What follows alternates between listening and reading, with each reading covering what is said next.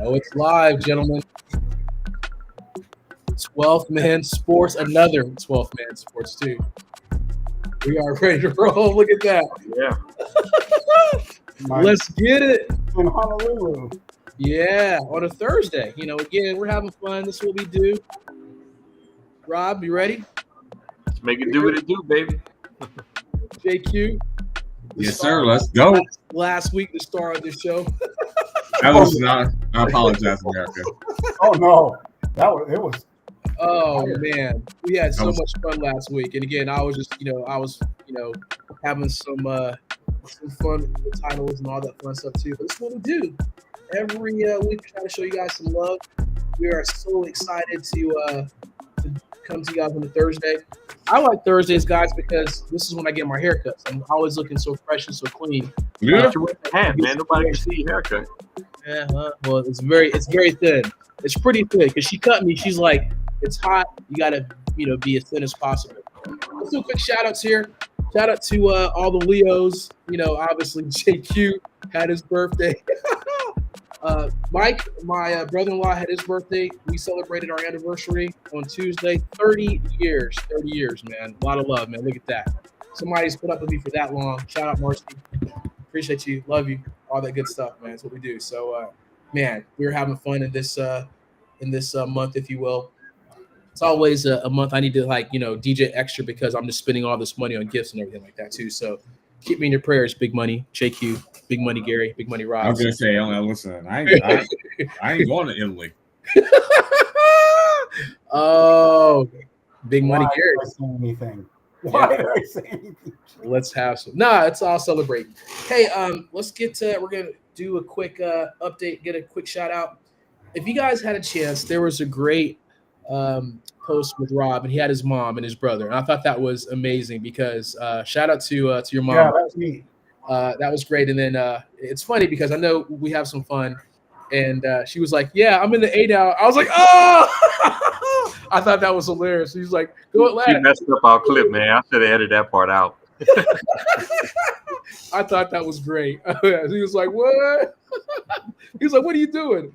But I thought that was just amazing to see where it started. So everyone, if you have a chance, definitely watch that clip. It's just good because I do want to have a show, guys, that talks about kind of how we became fans of our teams, if you will, because I know, and believe it or not, we get beat up, and maybe I get beat up because I traveled a lot, so you know why you get beat up, because you go your bandwagon ass. You know what? But I've been pretty consistent. You on fire already, huh?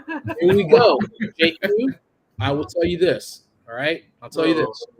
I was a Georgia Tech fan in the '90s because of Kenny Anderson. All right, that was my dude. So you could talk all kinds of shit, but that was my team. I was like, yo, and there's a player or something that you like, and I've stuck with them the whole way. I've moved around. I've been in Dallas. I've been in California. I've been in Utah. I've been in Kansas. So everywhere that I've gone, I've picked up a piece of that because we didn't have the internet like we have now. So it's like, I'm like, hey, I like this. Hell, I was Dallas fan, whenever I was a little kid, man, because I had a little Danny White jersey. Like, yeah, I was in Dallas, but then we moved. Then we moved here. And we were moved in. We were in Indiana. My dad, believe it or not, was born in Chicago. He was not a Bears fan, ironically. He was a Packers fan. So you're like, how the hell did that happen? So maybe he went against. That definitely happens. So but it's funny, how that happens. So what you saying is you got your foolishness honest. Say that again. So what you saying is you got your foolishness honest. Honest? What is it? What do you mean? What do you mean? Explain that. Listen, he was from Chicago, room for the Packers. You out here room for everybody but the team that you live in. So you got your foolishness honest. And shout out to Marcy, Leo season, baby. Let's go. Yeah, her birthday's next week. But I'm just saying, we all have different things. Happy birthday, Marcy. Yes, sir. Yeah. But so that's again, and so I'm just saying, it's like I know you guys talk shit, but I'm like, hey, I like this player, I like this, but I gotta say, as much as it pains me as being a Georgia Tech fan because they have not been good, I'm still like, yeah, let's go. I've lived in Atlanta the longest, so Atlanta's been like, all right, I'll pick up Atlanta because I've been here for almost 27, 30 years. So it's like, I'm going to, be there. But we didn't have, I'm from here, I can follow this team, and, internet. And now you can kind of be anywhere. You can be in Germany. You can be in Italy. And you can follow a team that you like, or you like a player, or you like this, or you like the style. So it's just interesting how that, obviously transacts. So I digress. I'm just saying it's like I can that's I like the color, I like this or whatever could kind of lead you to becoming a fan of your team. Don't ever get on here as a dude that said you became a fan of a team because you like the color. Please don't say that anymore. I was throwing out some stuff that was it. Anyway, hey, let's go through. JQ, how you feeling this evening? I know you're on fire. How you feeling, man? Oh, I'm fantastic. I'm gonna keep this birthday week going. Shout out to Marcy, Leo season, baby. So having a good one, chilling. The Reds are half a game out. The last wild card spot in the National League. I'll take it. Yeah, we're going to talk about the Reds too, man, because, again, that was a great topic that Rob put in there. I know he's probably showing you some love here because we definitely want to talk about what's happening with the Reds. And then, obviously, who came off of the, right in the gear, too. Yeah, it's a perfect time, too. And, we'll talk about that as well because, I was looking at the topics here, and there's a quick little note about Hunter Greene getting activated from IL. He pitches, 6 shutout innings, man. So, yes, sir. Great time to come in because the Reds are kind of climbing that playoff race and they need that frontline talent here. So, good stuff. We'll talk about that too. Rob Ford, how you feeling, man? Man, doing great, man. Ready to get this party started. In Boise, Idaho, they crunked about Boise State football season again here. And, hey, we get started. I got some asparagus in tonight, so we good. This guy. I can't even be mad at you. I can't even be mad at you. Good. I can't even be mad at you. Gary, what's going on, man? Let's get it going. Drink it a little Bordeaux. Very nice. That's what's up, everyone. We're gonna do our drinks here, so that's what's up. Be a lot of love here. We're gonna do that. We'll do our traditional toast as well. He's got the big boy drink. Oh no. Sponsored by Hennessy. Sponsored by Crown Royal. There you go. Crown Royal. Even better. Hey, man. Let's show the numbers for those and how to reach out to us. We are live again. As you see the crowd, check us out on a couple different places. We're on Twitter X at the number 12, 12 THMAN Sports. YouTube, another 12th Man Sports right now. And then if you go to facebook.com/12th Man Sports, if you type in Talking Sports with the 12th Man, you will find us in that arena as well. So, gentlemen, we got a lot of things to discuss. You see that, Marcy put Leo season in there too, so she's going to love that for you too, man. Yeah. So I love it. She's even posting right now. Let's dive into these topics. So, again, right out the gate, gentlemen, we're going to kick this in. We're going to talk about what happened with Mr. James Cook here. So pretty interesting here as far as the Bills. They kind of reach an agreement on today, a 4-year, $8 million extension, $30 million guaranteed. He ties Josh Jacobs for the highest paid running back. Obviously, Cook held out training camp and missed the preseason opener, but he returned and he progressed his focus. So, again, this is kind of coming back and talk about the Bills hitting a run game. He had 1,000 yards, 1,000+ yards, 16 TDs, guys. So it helps bring stability and offensive firepower to the Bills. I had a hope. So what say you about this, Rob? Well, I mean, we saw the evolution of the running back position here kind of come back to life in the NFL last season. We saw Saquon Barkley have a big season. I mean, you could arguably make a case that he was the MVP last season, right? Definitely top 3, right? They obviously went on to win the Super Bowl. He affected the team from a running back, from running the ball as well as catching the ball out of the backfield. And James Cook did that too on a smaller level, not on a Saquon Barkley level, but he did that on a smaller level too. And that was kind of the missing piece for this Bills team. If you go back and look at it, right? The last few years, the Bills had no running game. The only running game they had was Josh Allen. And so now, adding James Cook into the mix, you're seeing him improve at that position. And he had an impact catching the ball out of the backfield too. I was a little surprised he got $48 million, but it's spread out over 4 years. When you look at it, I think that's a fair deal for Cooks, and it's a fair deal for the Bills too. When you look at it, right? So I definitely think it's a good deal. Like I said, you're starting to see the running back position, the importance of the running back position, kind of come back to life in the NFL, and so I think it's a good deal. And look, I know JQ and I were talking about this last week about the Bengals. When you are a Super Bowl contender you got to do everything you possibly can to avoid distractions, right? Getting him in camp and ready to go here with 3 to 4 weeks left in the season, and you eliminate all outside distractions. Now you can focus on football and you can focus on making a run. One of our topics coming up soon is, you know, what teams can, knock off the Chiefs from the AFC throne, and the Bills are one of those teams. Just like the Bengals are, right? That's why you want to eliminate all distractions as possible. Get your key guys signed and focus to play football and see if you can make a run. These windows of opportunities don't come around so often. You got to take advantage of them.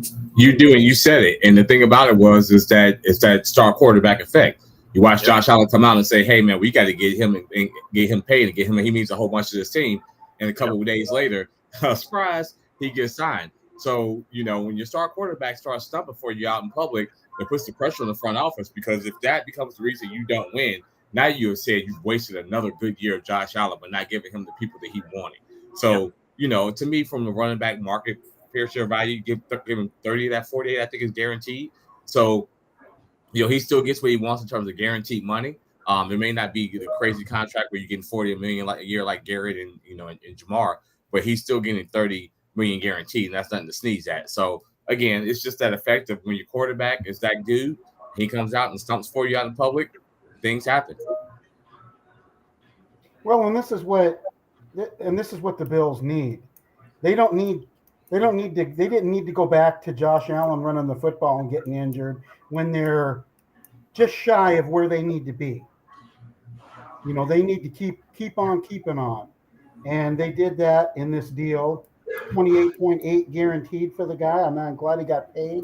And I'm glad that they're, kind of reevaluating the running back position, because I think it's been an insult for a decade, at least a decade.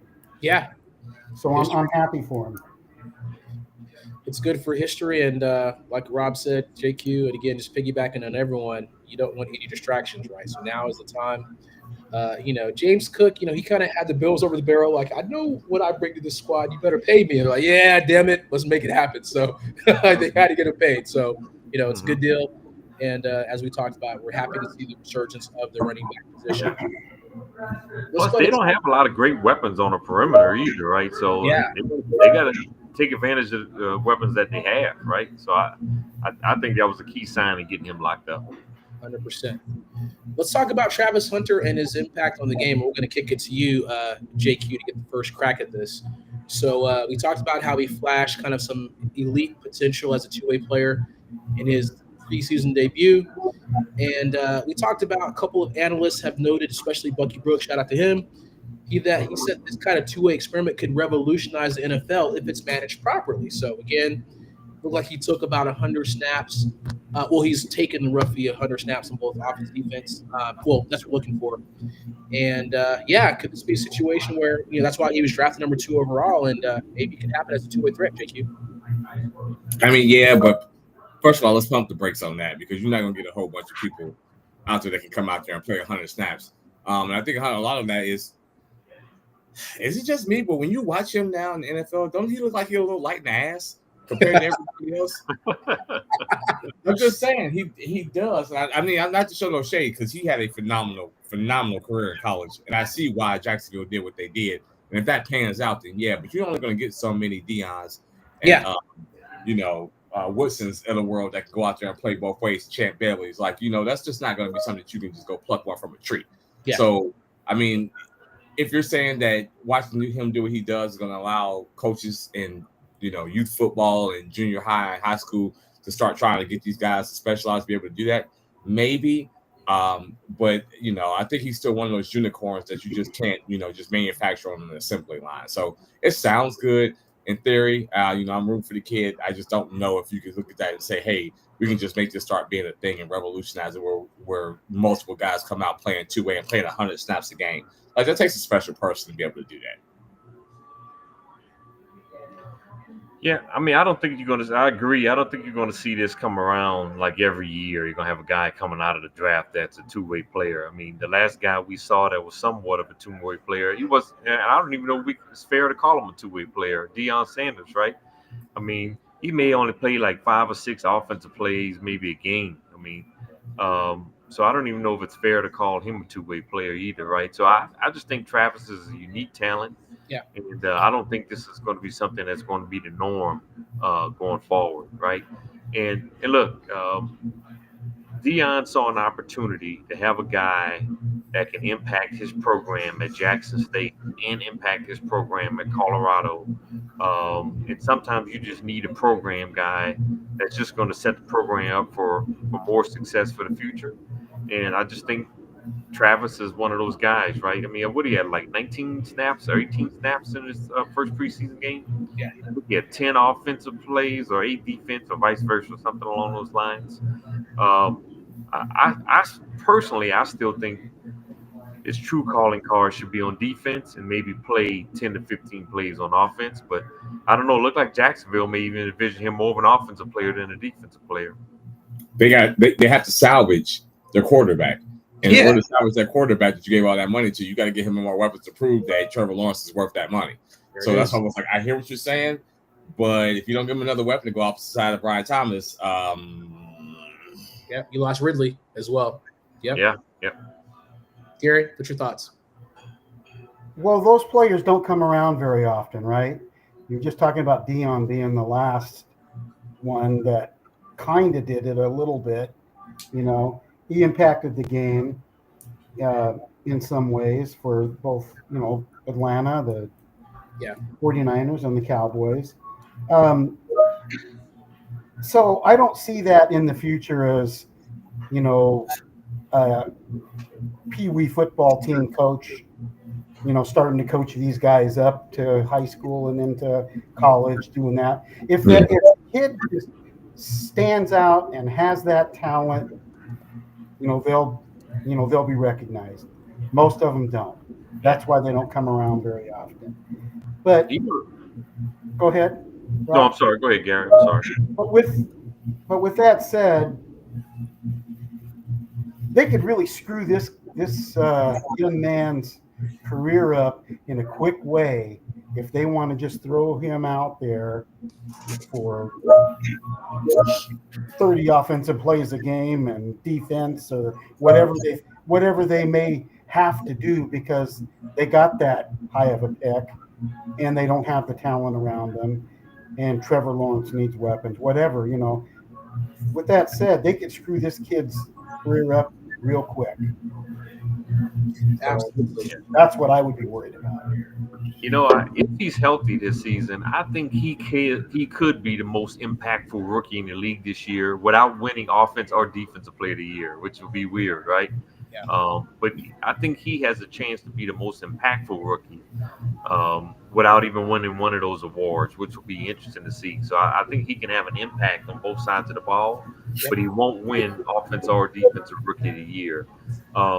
And to Gary's point, they're going to have to be smarter on how they manage him. Do they put him on offense just on key third downs? Do they put him on offense just on? Do they put him on defense just on third downs, right? Just to get third down stops. Yeah. So how strategic are they going to be with him as far as managing him and the number of reps they're playing? They're going to have to be real smart about how they're managing that. I'm real curious to see how they do it. But I think he has a chance to be the most impactful rookie overall. Well, you're asking a organization that hasn't been consistently smart to all of a sudden know how to handle a player like this. Let's not talk about smart. That's the issue that Well, they got a new coach, so we got to see what they're going to do from that standpoint. But I agree with you. Historically, they haven't. But obviously, we've never seen Liam Cohen be a head coach in this league. Right. So we got to at least see what he's going to do with, you know, what his plan is, what his vision is. And then what kind of hush about it right now? Right. And then what kind of you know, if they get themselves in a hole and they see, of course, this kid's got talent, what kind of pressure does he get from the front office as a brand new head coach? Mm-hmm. These are the things that play into that. I'm gonna throw a couple names at you guys as we think about it because there's a couple of unicorns, and that's what we think Travis Hunter is, and we'll see, because you have to be in incredibly good conditioning to play both, offense and defense. So again, kudos to him. JQ, it looks like he is 6'1", 185 pounds, just to let you know. So I don't know if that's light in the ass or what. I was looking at Deion Sanders, because Deion Sanders looked really skinny. They said he was 6'1", 195. I don't know if that's the case, because he looked really skinny when he was drafted. Who was that? Deion Sanders. Yeah. Oh. They said he was 6'1", 195. I was like, he looked skinny when he came out. That dude was like all legs, man. He doesn't look that heavy now. I don't know. I mean, that might have. I was just like 190, but anyway, I don't know. But a couple players that kind of did this, I reminded of a Devin Hester. He was kind of a gadget player. He played a little offense, a little defense. Obviously more higher special teams. I thought about him as far as that. And then there's even though I hate the Patriots, there's a Troy Brown did a little bit of both. He played both. Wide receiver, and he played, a little bit of defensive back. That was the last one I'm looking up as far as just, people that. Yeah, I forgot about it. Impacts. Yep. Go ahead. But, that's why Patriots took kind of smart players that kind of do both, if you will. Julian Edelman, he's quarterback, now he's wide receiver, but there's a little different playing both, defensive back and wide receiver, if you will. Going here. Let's keep it going. Let's be really brief, because I do want to talk about, we want to get to a lot of topics here. Really quickly, Cam Ward, really nice impact here. They said that he has been really great. He's been coming early. Cam, Will Levis has been pretty frustrating, right? He's like, sucks, man. But we got to look at the concerns about the quality of the supporting cast, because there's a reason why they got the number 1 pick. He did, obviously play the. Yeah, because Will Levis sucked. Exactly. So you can't make you call it like it is, man. Dumpster fire, right? Listen, I don't care who you put around it. The quarterback can't give him the ball. It ain't gonna matter. Yeah. But the important position. They still got Calvin Ridley. We talked about this last week a little bit. How once you lose Derrick Henry, what the hell does do you have? So it's pretty much like. You're pretty much forcing Will Levis to beat us, because they ain't got no running game. We're going to double team Calvin. What you going to do? You got nothing. I don't know, man. Listen, I forgot to do it. I was running around to put money on the Titans to win the AFC South. I look at that and you say that, but he and Calvin really look like they already have a little bit of chemistry. Yeah. You get him a vet in Tyler Lockett. Is Tyler Boyd still there? I think he is. And then you get him Spears and Pollard in the backfield. They're not world beaters, but in the AFC South, you're talking about somebody's got to win that division. Yeah. You know what I mean? Like they have the talent to win, to win a couple of shootouts. The defense isn't awful, but Will Levis was putting them in horrible positions. So I don't know, man. They would be my one. There's always a new playoff team every year in the NFL, or at least one or two. They might be my dark horse to be the AFC representative out of the AFC South. Houston took a step back, and they don't look as formidable as they did with Tank Dell being hurt and the offensive line. We'll see. The Colts don't have a quarterback. We just talked about Jacksonville. If I'm Cam Ward and I'm coming there, I'm looking around like, why not us? Yeah. I haven't had a snap, and I'm the best quarterback in the division. That's hilarious. That's that. Listen, no, because CJ's still the best quarterback in the division, but I don't know if Houston can protect them. We saw what happened. He got beat up a lot. They just won a bad division last year. But I'm just saying, Cam Ward. Yeah, they traded Larry Tunsil away too. They did. Right. They did. Yeah. So that definitely hurts. But yeah, if we look at Cam Ward, I know it's preseason. I think it was 5 out of 8 in his game the other night. But I like the way he sat in the pocket and made some nice throws in that game. Obviously, it's a small sample size. The ball just spins out of his hand. So he's got some zip on his football. Obviously, he didn't run much in that game, which I wouldn't want him to run in a preseason game anyway. Yep. You don't have to, right? But the little sample size of what we saw this past weekend, I like what I saw from Cam Ward. So he definitely, obviously I had him as the best quarterback in the draft, and I still feel that way. He'll be the rookie quarterback to have the most success this season for sure. Right now, he's the only one that's for sure to be starting anyway. Well, he went 0 for 2 on his first drive, and then went 3 and out, I think. And then he went 6 for 7 for 67 yards. Small sample size, yeah, but so far so good.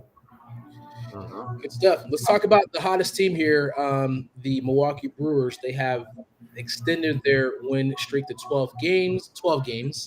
Shout out to 12 men, 12 games. They've only done that actually twice in history. They've got a good offense with William Contreras, Chris Yelich, contributions from Collins and Ortiz. They're rolling. They are a league best 76-44, the best record of baseball. They have that commanding NL Central League. And it's pretty funny. Someone's having fun with this, guys. They have this long-time tradition in Milwaukee. They have these free burgers that are going out from George Webb restaurants. It's coming up, and then they love Pat Murphy's kind of style, man. The guy was like pulling out pancakes during some interviews, man. So they love it. Like, this is great. So whenever you're winning, man, anything works, I would say. Go ahead. I'll be last. Give me a quick second. Yeah, go ahead. Well, I mean, they're rolling right now. They got it going on. What you like about this Milwaukee Brewers team right now is they're doing it with a lot of games. Man, who was that, man? Y'all see that comment? Yeah, we're gonna get rid of that. Keep going. But anyway, the one thing I like about what the Milwaukee Brewers are doing is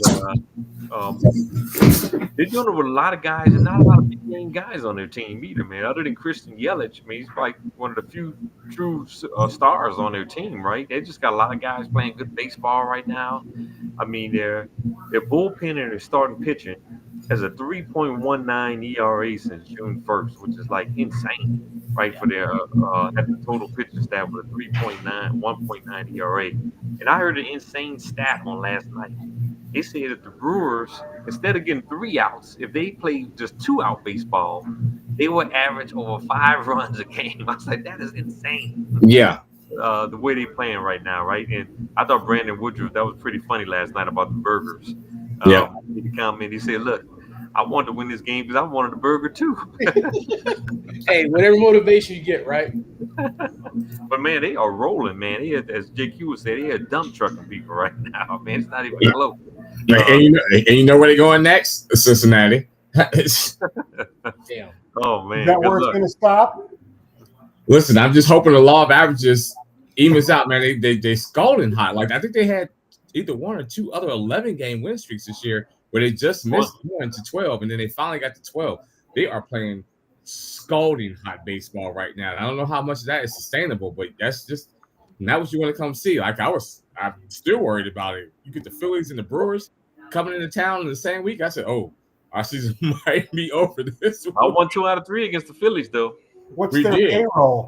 And I'll be honest, I didn't think they were going to beat the Phillies yesterday with Sanchez on the mound, but they want to beat them 8-0. They did. I was worried about that. I was like, well, honestly, if I'm being 100% transparent, my goal is just to win 1 game in each series so they don't get swept and be 0-6 on this homestand. That was 100% where I was. So taking 2 out of 3 was fantastic. But yeah, the Brewers are just, like I said, they're just scalding hot. My only hope is that they, it's got to run out at some point. Hopefully it runs out of Cincinnati. But yeah, we're playing fantastic baseball. It's, listen, they beat up on Skanes. Skanes came in at Pittsburgh and they hit a first inning home run off of them. They knocked him out by the 4th inning. Yeah. He's the all-star game starter. It might be the best pitcher in baseball already. He knocked him out in the 4th inning. Yeah. Didn't he start for the National League? I'm pretty sure he did in the all-star game. Yeah. 3 years in a row. Yeah. And they beat the brakes off of him in Milwaukee. Rob, wouldn't you like our team to play baseball like that? Yeah, sure, man. I'm just man. We won 2 out of 3 against the Twins, but we should have swept. Listen, you don't look now. The Indians is on that ass. Man, right, everybody every day. I want to show this one. I want to get that because I have a they need to be on Aaron Boone's ass and get him out of town. Oh, please. He on ball time. There it is. Hey, I just want to throw some love here. Let's talk really quick. I know we're kind of switching back and forth here, but we talked about, we kind of teased this. We definitely got to talk about this as far as who can overtake the Chiefs in the AFC. So again, we talked about some things that just happened, and definitely with the odds makers kind of favor the Bills and the Ravens, if you will. And but there's another people that also spotlight the Broncos as a serious AFC West, challenger.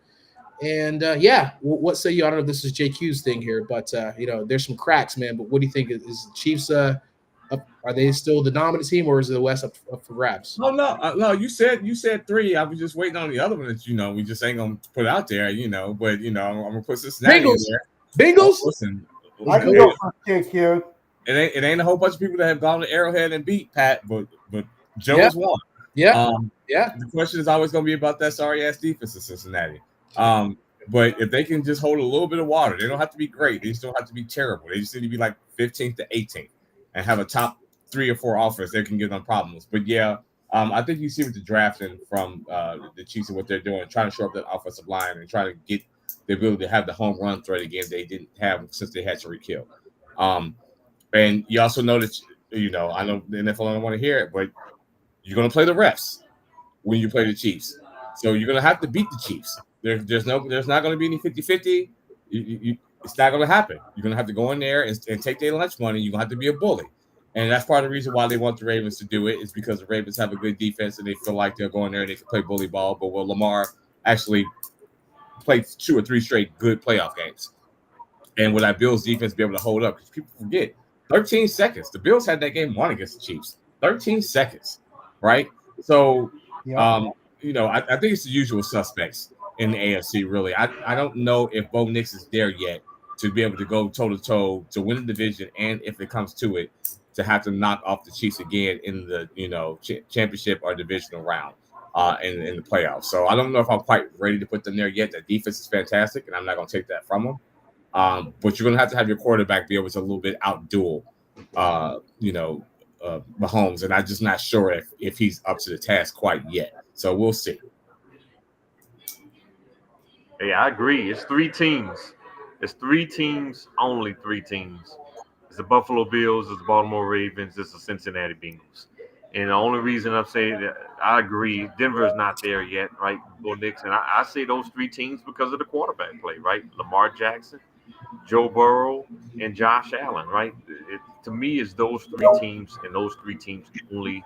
I don't see I could see Pittsburgh going 9-8, 10-7, but not a Super Bowl contender. Same thing with the Denver Broncos. I could see them going 9-8, 10-7, maybe 11-6 if they're lucky, but I still don't think they're a Super Bowl contender just yet. To me, it's a battle between the Chiefs, the Ravens, the Bengals, and the Bills, right? It's those 4 teams, and we'll see what happens. Right now, I'm picking the Bills to go to Super Bowl. That's my prediction, and I'm sticking with it. Obviously, I think they're the team to do it this year, and the Ravens, of course, is right there too with their defense, and the Ravens have gotten better on the perimeter right now. We'll see what Jair Alexander is going to bring them on defense. Obviously, he's been hurt the better part of the last 2 years for the Ravens, right? But if he's healthy, he'll be back to Pro Bowl form. Look out. And the Ravens have another stud on defense as well. So I just think it's those 4 teams and those 4 teams only as far as the AFC, as far as contending for a title. Yeah, I never put Denver wasn't even in my thought process with this question. It was definitely the Bills and the Ravens. And with the Ravens my question is, what is Lamar Jackson going to do 3 games straight? Can he, progress, or is he just going to go back to, not so good when it really, really counts?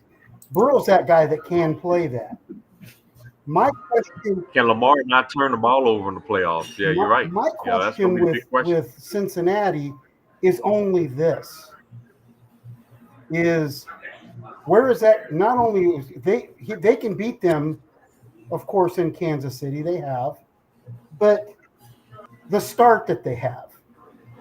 I want Cincinnati to come out and show some mid-season intensity and not do their typical slow start.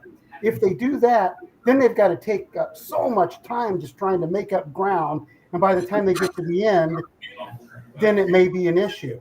If they if they start off fast and they get on that roll, Cincinnati can beat, either one of these teams.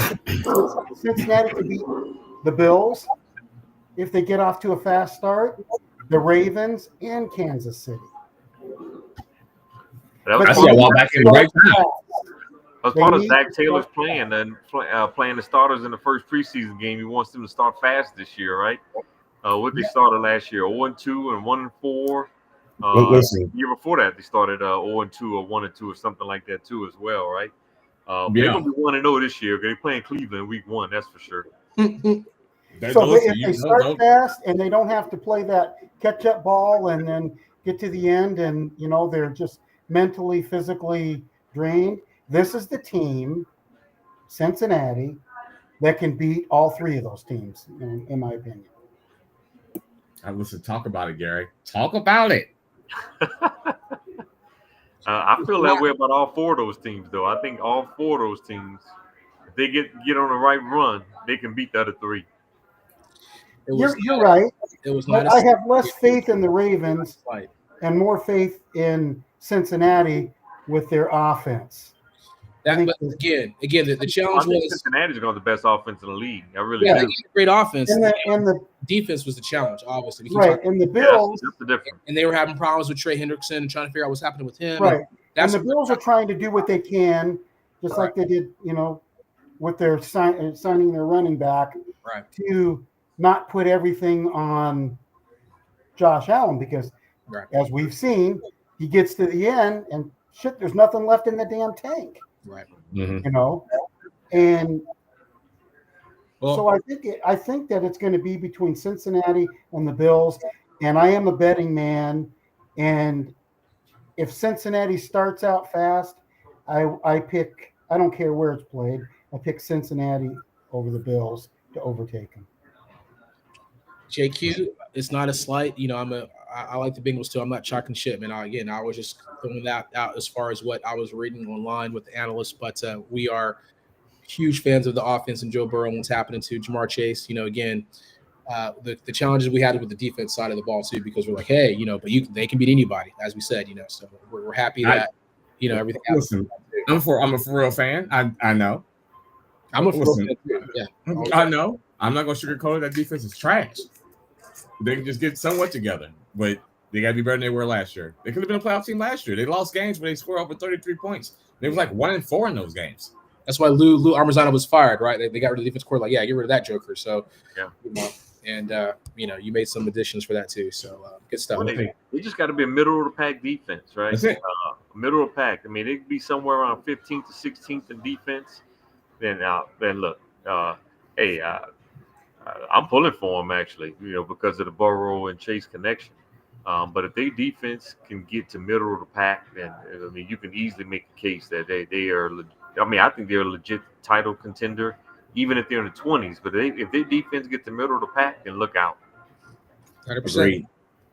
Let's make this here, and JQ can kind of put earmuffs on his ears here because OBJ, Odell Beckham Jr. has talked with the Steelers and Aaron Rodgers here, so he's go. His ass is washed up. Go. Nobody's scared of OBJ no more. I saw that. I don't think nobody's scared of Aaron Rodgers anymore either. So how's he gonna get the ball to OBJ? That's what we got. All these questions. Listen, washed up out there running a 4.8, 4.9. OBJ is going to run really slow routes, and Aaron Rodgers can't throw it as far as he used to. He's going to have a couple of connections. He's hoping the fear of the name OBJ is going to cause some time. It's me. They're like, man, get the hell out of here, man. Nobody's scared. OBJ is fearing nobody anymore. There's nobody walking around that strikes that kind of fear for real. That makes it to at wide receiver makes it to 8/15, August 15th. Yep. Still unsigned. Yeah. He may not want to go to camp because he's so old. I'm just joking here. We'll see, man. If he was that dude, they would sign you and then not make you do a whole lot in camp. True too. Yeah. How old is he? Don't want to go to camp either, but he's there. Yeah, that's true. How old is OBJ? He's 32, if I'm not mistaken. He got a lot of wear and tear for 32. Yeah, a lot. Yeah, a lot of major surgeries too. I'm surprised you're not screaming at LSU, Rob. There you go. That's your guy, man. Well, I mean, look, he's had some success, but I mean, it's past his prime. Call it what it is. He got his chip against the Bengals. I give him that. But yeah, it's time to ride off. Hey, so now let's keep it moving here.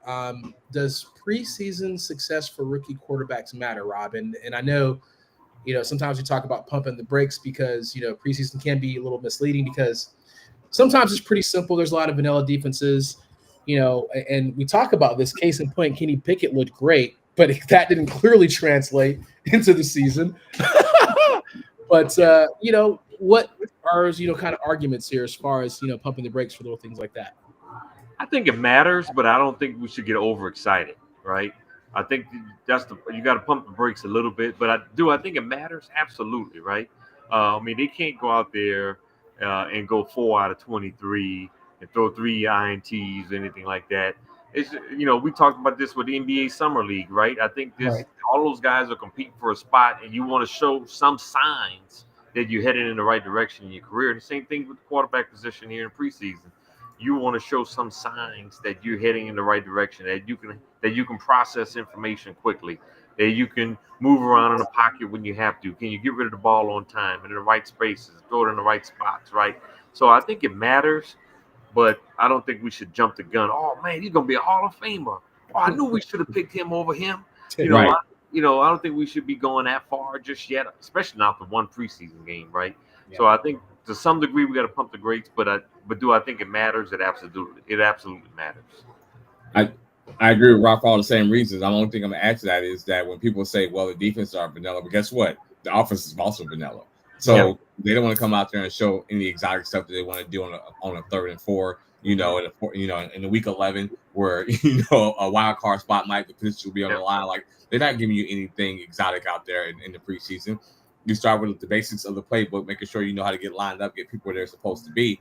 But I agree with Rob 100%. Like for 23, we'll have you playing for the Saskatchewan Roughriders, right? So you want to make sure you stay in the league. So I think it's still paramount that you come out and so that you have a pulse that you can translate, you can learn the playbook, and then get people where they're supposed to be and hit the open windows and make the right reads. But it doesn't make you a Hall of Famer. But what it will do is give you an opportunity to make it to week 2. Yeah, maybe not. It's just let's get out there, let's get you lined up against another team, and we're gonna just throw some basic routes out there. Let's see how you perform. That's not really that big of a deal. But if you're a quarterback that's been drafted down a ways, and you're going to be the number 2 or number 3 quarterback or 4 quarterback it matters. It matters. It's their whole entire life in just a few snaps. It's something that they've worked forever to get to.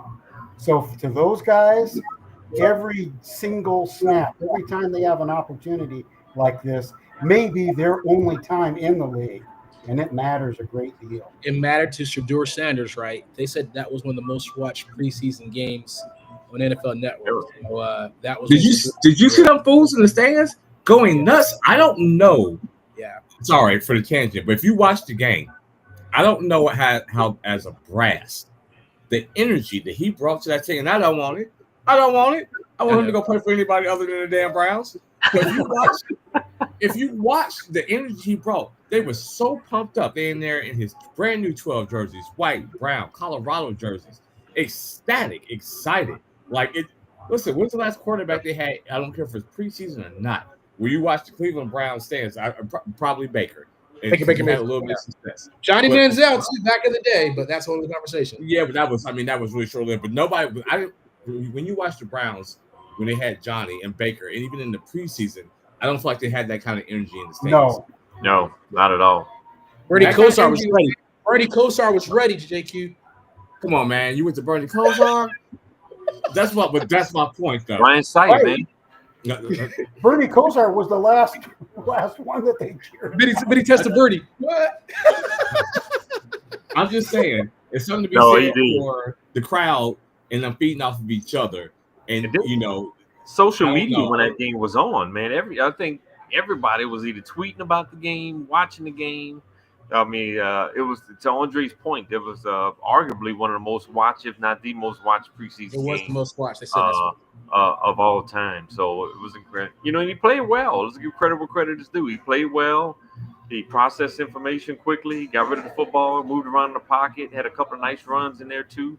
Mm-hmm. He played well. And look, I saw LeBron James tweeted out during the game. He said, "Look, I don't care if this is preseason, because if you had a bad game, y'all would be dogging him out all over the internet." So, Yep.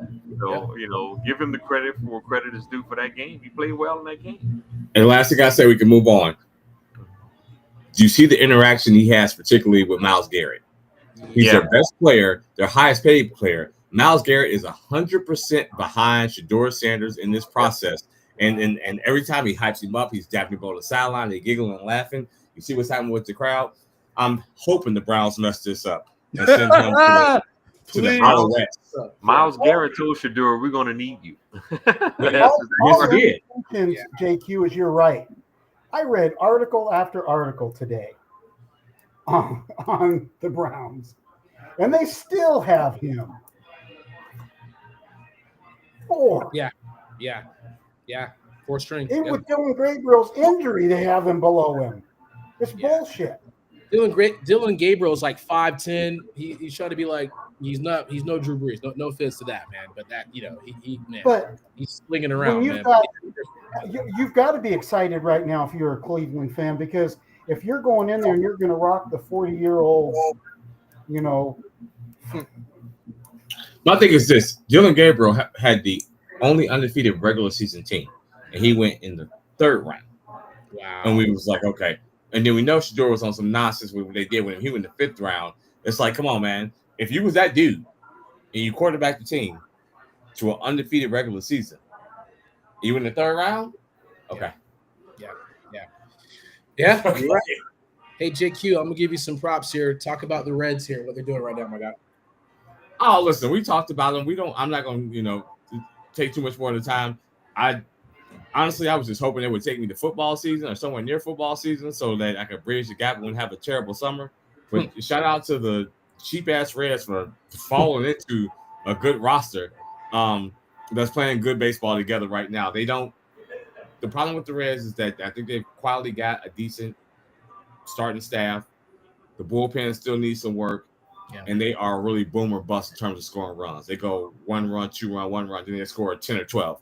There's no, to the point we talked about the Brewers, they're consistently scoring 5, 6, 7, 8 runs on teams every game. The Reds go through stretches where they score 1 run, 2 run, 3 runs, 1 run, and then they go crazy and it's 10, 12, and they fall back into it. And that's going to ultimately be their downfall. I really thought they should have went and got another proven bat at the deadline. I'd love to see him go Gino before he went back to Seattle, because the fans in Cincinnati love him. He started in Cincinnati. He's a fan favorite there. But, shout out to them for playing good baseball. Tito, Francona is doing a great job managing that team. So, if you watch it, you can feel the energy in Cincinnati when a big team comes to town, whether it's the Reds fans and the combination of the Reds fans and the opposing team fans filling up the ballpark. That's not been a thing that's been happening in late July, August, heading into September. So you got to give them a lot of credit for hanging in there, trying to make moves at the deadlines. They were small moves, but moves nonetheless. So I'm really happy and proud of them for hanging in there. We'll see. As we talked about it, they got the big boys. They got the bullies on the block coming into town this week. And then after that, they go on a 9-game West Coast trip where they have the Angels and the Dodgers and the Diamondbacks before they come home to the Cardinals to finish out the August. So we'll see where they stand September 1st. But, I'm just ecstatic that they're in it right now. Yeah, they got to go 5-4, 6-3 in that West Coast 9-game trip. They do. The Angels and the Diamondbacks, it can be had for sure. Dodgers going to be tough. But, hey, the Dodgers got a lot of injuries on their pitching staff right now. Yep. Mookie Betts is struggling, even though he's starting to wake up here of late a little bit. Mm-hmm. But Dodgers got a lot of injuries on their pitching staff, so we'll see. They blew a 3-run lead last night against the Angels. Listen, that's what makes me worried. So they got to play the Angels. The Angels went 6-0 against the Dodgers this year in the Freeway Series. Yeah. Like you talked about, Rob, and it appears like they're vulnerable. I think all the innings they've been pitching, their last, they have that bloated bloated bullpen, middling ERA. So it's gonna be tough, man. So they got a lot of strain, man. So we'll see what happens with that for sure, Rob. Yep. Mm-hmm. I want to be sensitive of the time here, so I don't know if you want to knock out a couple topics here, because we're right at that 11 o'clock mark. So I don't know if there's any last things we want to discuss, guys. I'm gonna throw that to you. If there's a particular topic you guys want to discuss, and then we kind of wrap this up shortly here because we try to keep it about an hour or so. So, Rob, I'll throw it to you. Go ahead. Let me take this Matthew Stafford thing. Sure. He's got an aggravated disc, which should be very concerning for a 37-year-old quarterback. He didn't practice Monday. They let him throw 68 passes, which was just a bit too much for him. And I'll tell you what, September 7th is coming around quick enough. And when you're a 37-year-old quarterback that is sore after 68 passes playing pitch and catch with a receiver, you're nowhere near ready to go. They do have Jimmy Garoppolo there. Stop that shit. They got nothing. And Stetson Bennett. They got Jimmy Garoppolo. Hey, that dude's they got terrible. Jimmy Garoppolo that's been playing with all the first team reps. He's all they got. Hey, Gary, he's good enough to be a second string quarterback in this. I'm gonna let JQ and Rob get in here, but ironically, this is the thing that I've been reading, and I know I'm always trying to get rid of Kirk Cousins, but there is some type of tie that he may be a target for the Rams. Just I know. I mean, listen, if they trade for Kirk Cousins, that tells you that Matthew Stafford is in a world of trouble. And I'm only piggyback on that thing of that is that we talk about it every year. That Rams team, when Matthew Stafford is healthy, they are a problem in that NFC. They have quality rebuilt that offensive and defensive lines. You give them Devontae now with Puka and a healthy Matthew Stafford. You get Kyron Williams, just got his deal as well to stay in LA. Yeah. They are a problem. They fly under the radar, and I don't know why. But to me, when Matthew Stafford healthy, they might be the second best team in the NFC behind the Eagles. Yeah, hey, look, they played the Eagles tougher than any team in the playoffs last year. And that game was in Philadelphia in the snow, right? Yes. And they still competed in that game. But I agree with Gary, though. It's very concerning. 2 years ago when Matthew Stafford was hurt in the preseason, it seemed like the Rams never really got on track, right? But if he's healthy, I totally agree. This team is scary. Jared Verse on that defensive line, a heck of a draft pick. Braden Fix. Yeah, Braden Fix, another guy on the defensive line, has been outstanding as well. If he's healthy, they are the clear favorite in the NFC West, in my opinion. But this injury for him, though, to me is very concerning. And so, I mean, I'm on the fence. If I had to make a prediction today, I'm kind of on the fence on whether or not I would take the Rams. I think I need to see more from Matthew Stafford. But, I mean, if he's healthy, by far, I'm picking the Rams all day long. But I'm a little worried if he's not, for sure. I'm more than a little worried. Jimmy G? Come on, that's Jimmy G.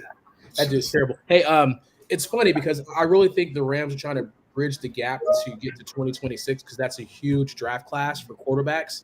So that's kind of a tough situation too. Now they have our first round pick too. So they're just like, hey, if we can kind of at least get to 2026 and kind of get that next guy, which I think is obviously ironic. And I know I'm not blowing smoke here. That's why there were some rumblings that Kirk Cousins was an option. And I'm like, that would be ironic if they traded him to the Rams and the Rams draft a quarterback. This shit just keeps happening, man. It's just it'd be like the most awesome thing. You don't feel bad for Kirk Cousins? He has stolen that money. I don't feel bad. I'm saying I would not feel bad. I'm like, that would be. I was going to say, him and his agent have stolen all the money. That would be the most ironic thing ever. Like, haha, sucker. I don't think the Rams would trade for Kirk Cousins in that contract. I think, Jimmy, I agree with you all. Jimmy G is not the answer, but I think they'll roll with him before they trade for Kirk Cousins. Never know, man. Yeah, listen, You never know, man. I'm just saying, we don't know. I agree with you.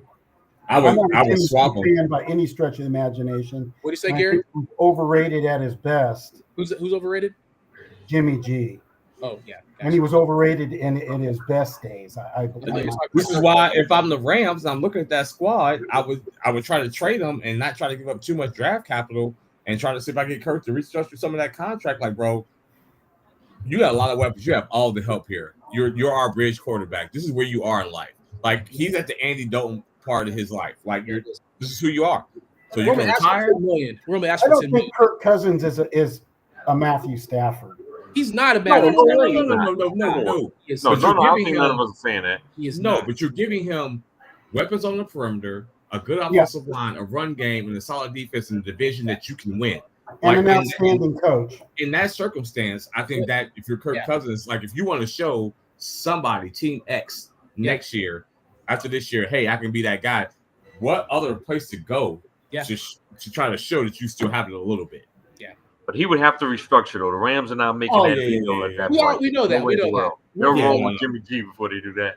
Well, we're talking about that. There's a structure of the contract where they'd have to be a certain way. He has to waive his no trade clause. I'm just saying that I thought that was interesting because of literally what's happening. Because, like Gary said, he had an epidural, and there's some situations where, man, that wasn't a good situation for them, and so very concerning, right? Yeah, so, and you got to talk about it. Devontae talked about Jimmy G trying to get him killed in Las Vegas. You think he wants Jimmy G to be? He wants no part of that. He wants no part of that. Yeah, not at all. Yeah. So, but that's kind of the tie right now. Again, I firmly do believe that, like you said, the Rams, they've got a young team. They've got not a young team, but they've got some good teams young on defense, but they've got weapons. So, again, you don't want to throw everything with bathwater, but they could be like, hey, we can, if Matthew's not there, we have some options.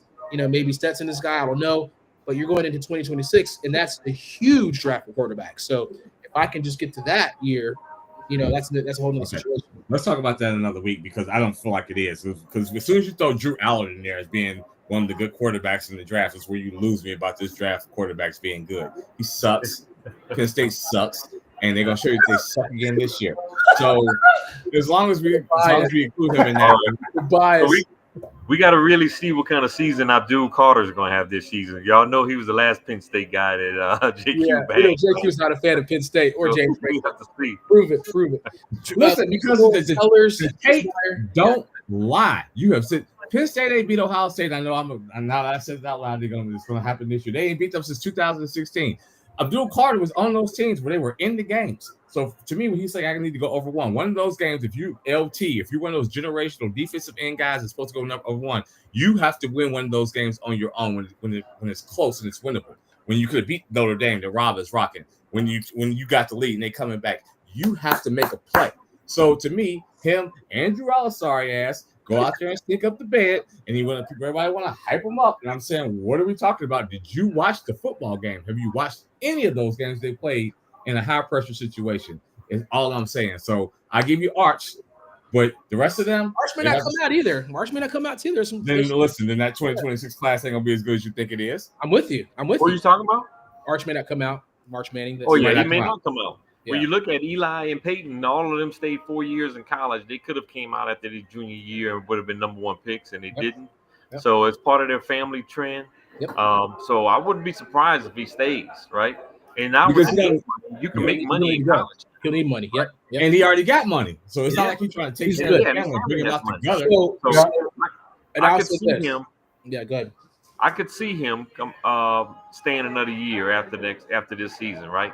And look, in my top 32 for the draft for next year, I have Archie number one right now at the moment. But I still want to see more from Archie myself. He's only started 2 games. Look, the talent is there, the ability is there. He's mobile, which Eli and Peyton wasn't, and he can throw the football, right? So he's a dual threat option, more like his grandfather, right? But I still want to see more. He's only started 2 games in college football. I still need to see more, even though right now at the moment I have number one.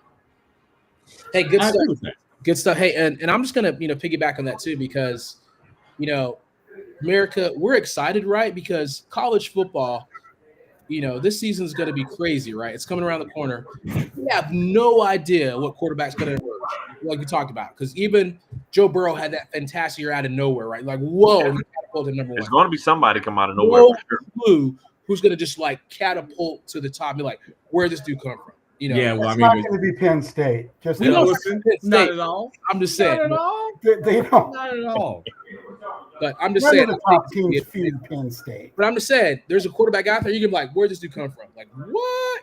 And that's just how they naturally inflate, like we talk about. So I'm curious. Like, that's why we love the not too early in the mock drafts and kind of where things are. You're like, is Drew Allers like the 6th round quarterback? Carson Beck is like, we have no clue what's going to happen, man. It's going to be like, what? So that's why Yeah. it's It was But going for the Toronto Alouettes. last year this time, most NFL prognosticators had Carson Beck as a top 5 NFL pick. Yep. And if he would have came out this past season, he probably would have been a second or third rounder at best. Maybe not, definitely not a second rounder. He would have been sitting on this podcast with us. And so Carson Beck, he fell off big time last season, had to transfer to Miami, still got $4 million to go to the U, right? He still signed for $4 million. But at this time last year, he was considered by most NFL draft prognosticators as a top 5 pick, and he fell off. Yeah. And JQ's right. There would be another square down here. And that's where he would be. And he was talking to us about how he was driving that Porsche in Miami and things went awry. Come on, man. Hey, JQ, since he stunk it up, we're not even going to let him on here. Hey, guys, can I call in? No, Carson, no. Hang up on him. Oh, man. Rob, what topic? Take your coach with you. Rob, what do you want to talk about, my guy?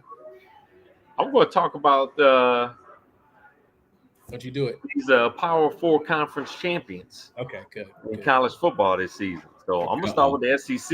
We talked about Arch Manning.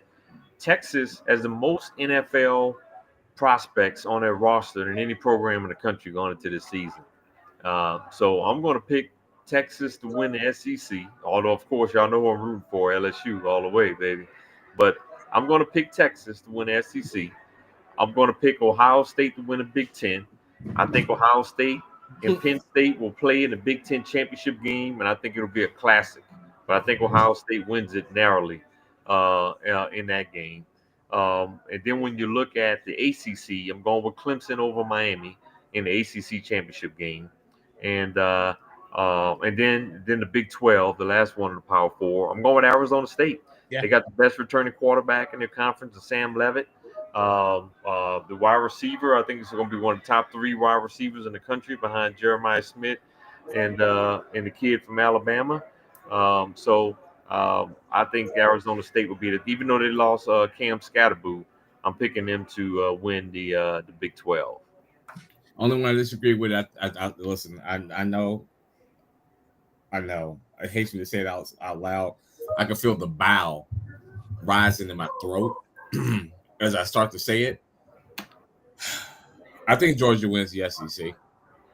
I do. It does. It burns my tongue like it's acidic to say it out loud. But yeah, they had a down year, but listen, Kirby Smart is one heck of a coach. He has a whole bunch of talent on that team, and they're gonna have a huge chip on their shoulder. That's what I'm worried about. Yeah. I'm worried about the quarterback position for Georgia, and that's the only reason.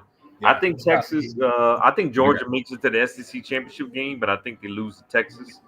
And look, Texas lost that SEC championship game last year too to Georgia, so I think they're gonna have a chip on their shoulder as well, going into the season as well.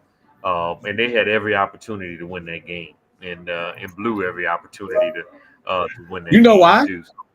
Go ahead and say it out loud. You know why, Rob? You know why? Because Sark ain't on that juice. Listen, he's not going to outcoach Kirby Smart, bro. You know he's not going to outcoach Kirby Smart. You got to be drinking. You got to be drinking, JQ, for him to get on fire.